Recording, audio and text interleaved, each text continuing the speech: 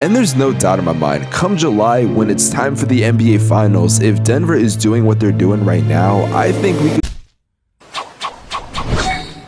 The Denver Nuggets have been very impressive this season, as currently they're the #1 seed in the Western Conference. And I'm not gonna lie, I had pretty high expectations for this team this year. For one, Nikola Jokic was coming off an MVP season, and there was a chance he could repeat yet again. Denver's players were finally coming back, they'd be fully healthy, and that included Jamal Murray. And overall, the way this team is constructed and the coach in Mike Malone has to make you think this team was gonna do some good things. So far this season, the Denver Nuggets are 27-13 and are currently fighting for the #1 seed. But not a whole lot of people are explaining why this team is so good and how they're able to do what they're doing. Now, it's no secret Nikola Jokic has made a very big impact on this team, but that's not a surprise. But I think it's surprising that many people don't really realize how vital Jokic is to the Nuggets. Yes, I could definitely bring you the stats when Jokic is not playing for the Nuggets, because if we looked at those numbers, well, they would be a lottery team. But more or less, I want to get into what he does on the offensive side of the ball. In my personal opinion, I think Nikola Jokic is the best passer in the NBA. But I don't think I'm the only one, as many people have touched on this topic before. But the way Jokic is able to pass the ball, not only does he make these crazy ass passes that look like they're from 2K, but the logic that Jokic has on the offensive side of the ball is something that not every point guard even has. If Jokic was a lot skinnier and was kind of built like Victor Wembanyama but at the same height, I think he would play point guard. Jokic has a special talent of getting the ball where it needs to be and throwing it at the right place at the right time. Now sure, there are some players that rack up a lot of high assist numbers, like Russell Westbrook when he was in his MVP years, and even Trae Young, who is someone that abuses the pick and roll. And Nikola Jokic isn't just a pick and roll maestro. For one, Nikola Jokic is #4 in the NBA when it comes to assist percentage, and he's up there with guys like Luka Doncic and Tyrese Haliburton, who are both really good playmakers. I heard Thinking Basketball say this, and I'm gonna say the exact same thing, but Nikola Jokic isn't just a really good big man passer. Nikola Jokic is one of the best passers, period,